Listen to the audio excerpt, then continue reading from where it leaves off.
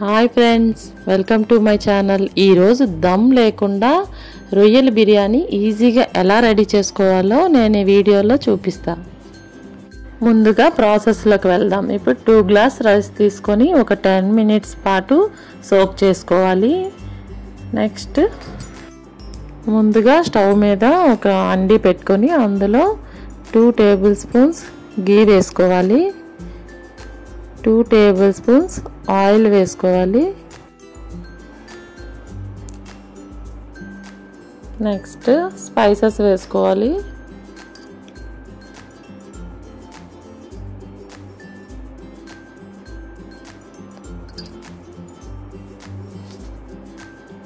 Next onions అన్నమాట. Onions వేసుకోవాలి. Onions కొంచెం బాగా ఫ్రై చేసుకొని చిల్లీస్ కూడా వేసుకోవాలి.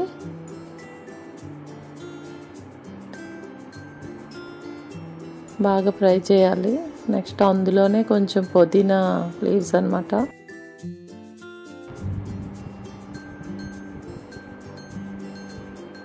బాగా ఫ్రై అయ్యాక జింజర్ గార్లిక్ పేస్ట్ ఒక 2 స్పూన్స్ వేసుకోవాలి.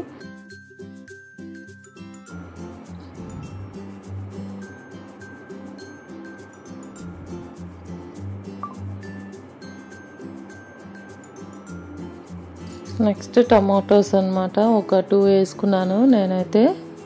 2 టమాటోస్ వేసుకొని బాగా మగ్గాక అందులో టమాటోస్ బాగా మగ్గాక అందులో కర్డ్ 1 కప్ కర్డ్ వేసుకున్నాను. ఇదంతా బాగా ఫ్రై అయ్యాక నెక్స్ట్ అందులో ప్రాన్ యాడ్ చేసుకోవాలి. ఈ ప్రాన్ నేను ముందుగానే ఫ్రై చేసి పెట్టుకున్నా. అంతా బాగా కలుపుకొని నెక్స్ట్ నేను సాల్ట్ అన్నమాట, మన టేస్ట్కి తగ్గ సాల్ట్ యాడ్ చేసుకోవాలి. నెక్స్ట్ గరం మసాలా యాడ్ చేస్తున్నాను. నెక్స్ట్ బిర్యానీ మసాలా అన్నమాట కొంచెం. Next jeera powder and dhania powder add చేసుకోవాలి.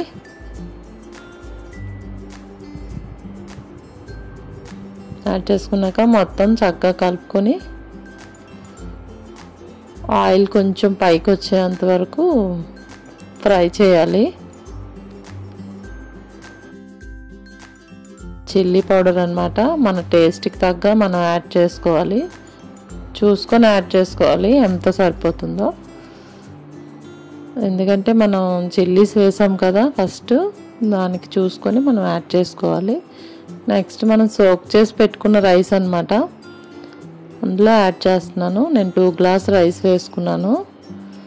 అది కొంచెం సోక్ చేసి పెట్టుకున్నాను 10 మినిట్స్.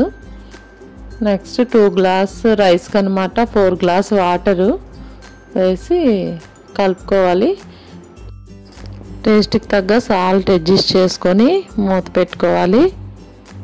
హై ఫ్లేమ్లో 5 మినిట్స్ పాటు, నెక్స్ట్ లో ఫ్లేమ్లో కుక్ చేసుకుంటే ఆఫ్టర్ ఫ్యూ మినిట్స్ తర్వాత మనకి ఎంతో ఇష్టమైన ప్రాన్ బిర్యానీ రెడీ అయిపోతుంది. అంతేనండి, మనకి ఎంతో ఇష్టమైన ప్రాన్ బిర్యానీ రెడీ. మీరు కూడా ట్రై చేయండి. మీకు టేస్ట్ ఎలా వచ్చిందో నాకు కామెంట్ చేయండి. Thank you for watching.